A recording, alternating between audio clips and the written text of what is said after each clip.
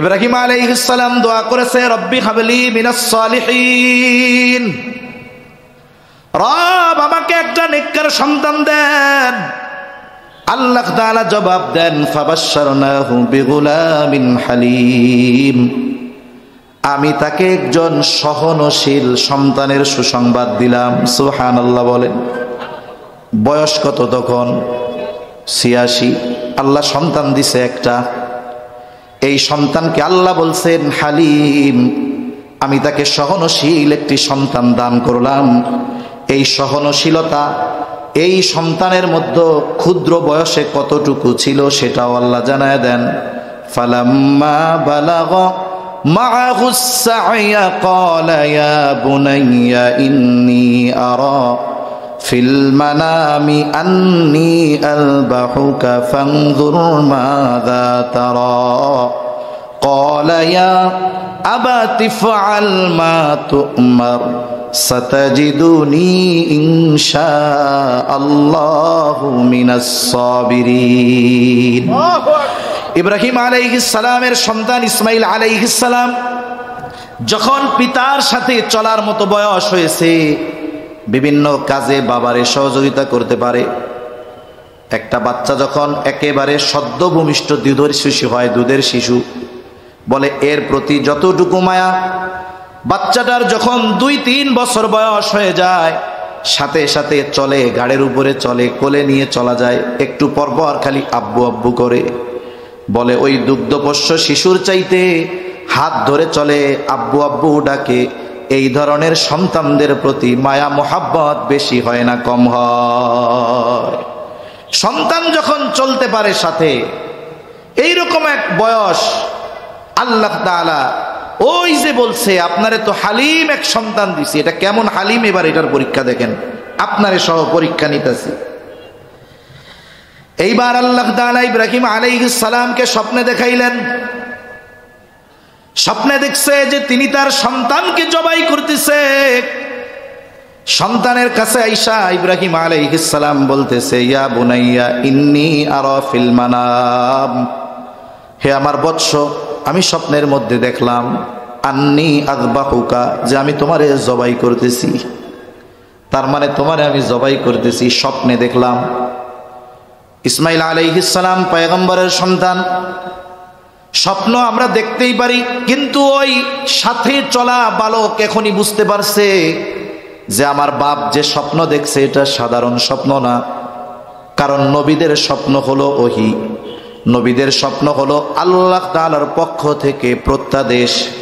ছেলেও বুঝতে পারছে এটা নিছক কোনো স্বপ্ন নয়, বরং আমাকে জবাই করার আদেশ যিনি দিয়েছেন তিনি কে?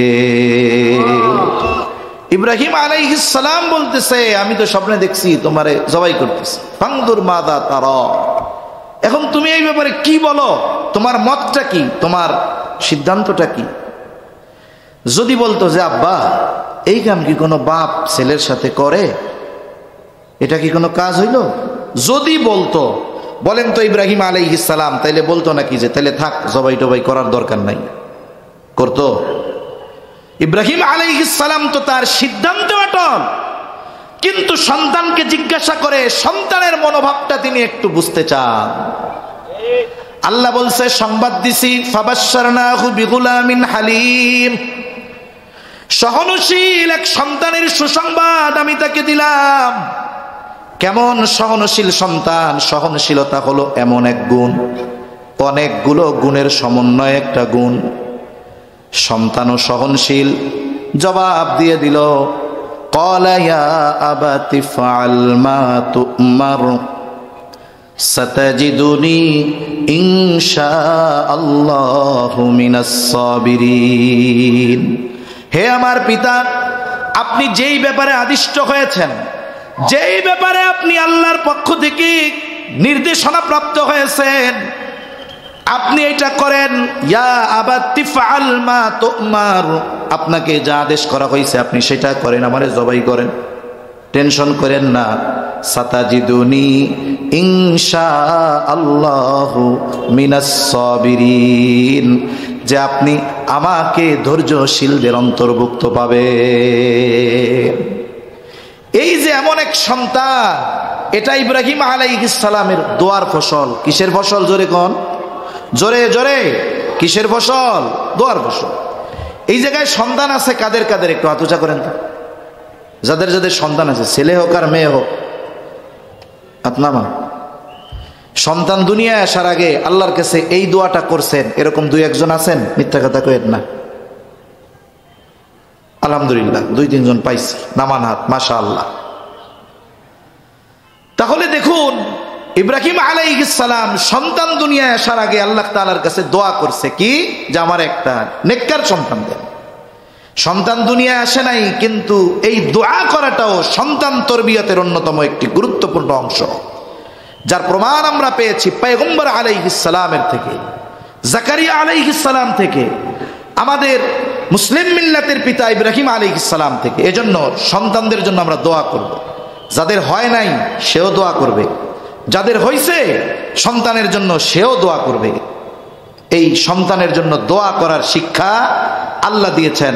পয়গম্বর আলাইহিস সালাম আমাদেরকে সন্তানদের জন্য দোয়া করা শিখিয়েছেন। তাহলে তারবিয়াতের প্রথম অংশ কি? একজন নেককার মেয়েকে বিবাহ করা। 2 নম্বর, সন্তান দুনিয়ায় আসে নাই, কিন্তু আগের থেকেই সন্তানের জন্য নেক দোয়া করতে থাকা।